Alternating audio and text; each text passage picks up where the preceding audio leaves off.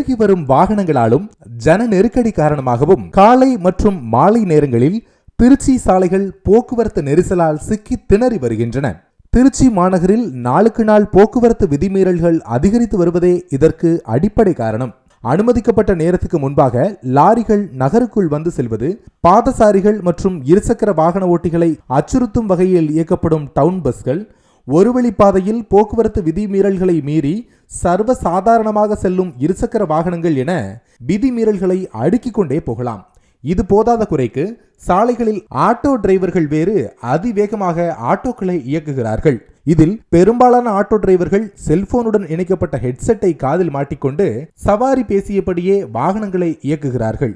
அவர்கள் இயக்கும் வேகத்தை பார்த்து சாலையில் செல்பவர்கள் குலைநடுங்கி விடுகிறார்கள். அதேபோல நினைத்த இடத்தில் ஆட்டோ ஸ்டாண்டுகளை ஏற்படுத்திக் கொண்டு வரிசையாக ஆட்டோக்களை நிறுத்தி போக்குவரத்துக்கு இடையூறு ஏற்படுத்துகிறார்கள்.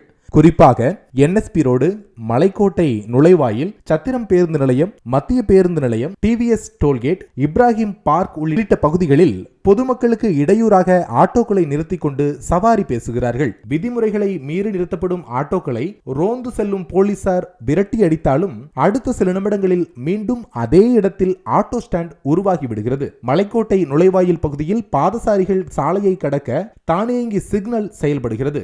இந்த சிக்னலில் சவாரிகளை பிடிப்பதற்காக சில ஆட்டோக்கள் அங்கேயே நிறுத்தி வைக்கப்பட்டுள்ளன. இதனால் வாகன ஓட்டிகளும் பாதசாரிகளும் அடிக்கடி விபத்தில் சிக்குகின்றனர்.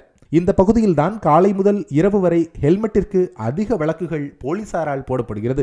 போலீசார் கண்ணில் இந்த ஆட்டோக்கள் மட்டும் தெரியாமல் போனது ஏன் என்று புரியவில்லை. ஆகவே திருச்சி மாநகர பகுதிகளில் அங்கங்கே முளைக்கும் தற்காலிக ஆட்டோ ஸ்டாண்டுக்கு முற்றுப்புள்ளி வைத்து நகரின் போக்குவரத்து நெரிசலுக்கு தீர்வு காண காவல்துறை உரிய நடவடிக்கை எடுக்க வேண்டும் என்பதே தினம் தினம் அவதிப்படும் மக்களின் எதிர்பார்ப்பாக உள்ளது.